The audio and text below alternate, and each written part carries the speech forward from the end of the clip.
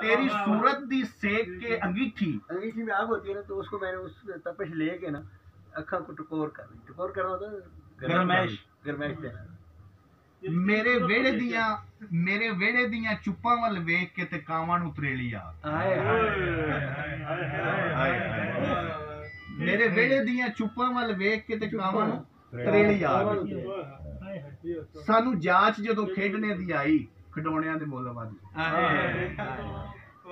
हजूर बड़ी चलो वो भी गाल सुन बंदा ही चावना जी वो पार्किंग उथे ही थोड़े खब्बे हाथ आ जाती उथे पार्किंग ये तखलस है गलत गदा बीक साबर नाम है, तखलस गदा है जदात गदागर। हां गदा नहीं गदा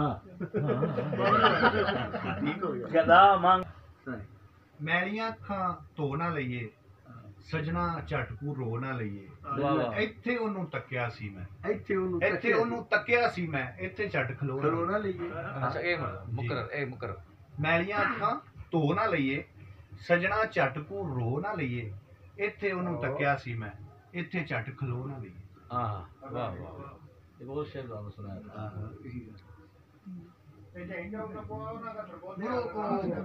ਗੱਲ ਹੋ ਰਹੀ ਸੀ ਬੋਲੀਆਂ ਦੀ। ਸਾਨੂੰ ਜਾਚ ਜਦੋਂ खेडने दी आई खिडौणियां दे मुੱਲ वध गया। सानू खेलने के जब तरीका आया समझ आई तो खिलौनों की कीमतें बढ़ गई। मेरे मेल नहीं से आया जान बुझ के, मेरे मेल नहीं से आया जान बुझ के, मैं हुण मेरी अख मेल जा। मेरे मेल नहीं से आया जान बुझ के, मैं हुण मेरी अख मेल जा। ते ओदे रूप दियां सुन के दुआइयां अखियां नूं भुख लग पई ते मैनू डुबदी नूं आण के बचा लवे, अखियां दे बन टुट गए। दुध रिड़कदी जदों तैनूं सोचा मधानी तेरा नाम बोल, इसमें कोई शक नहीं। वाह वाह सारी बुरी सी सीमा बीबी शिवपुरी वो ना चौखी सदाकार आदि मैं दुध रिड़ने तो कर दिए 900 मैं हांडी पकानी है तो डोई कर दिए 900। हाँ जी दुध रिड़कदी जदों तैनूं सोचा मधानी तेरा नाम बोल।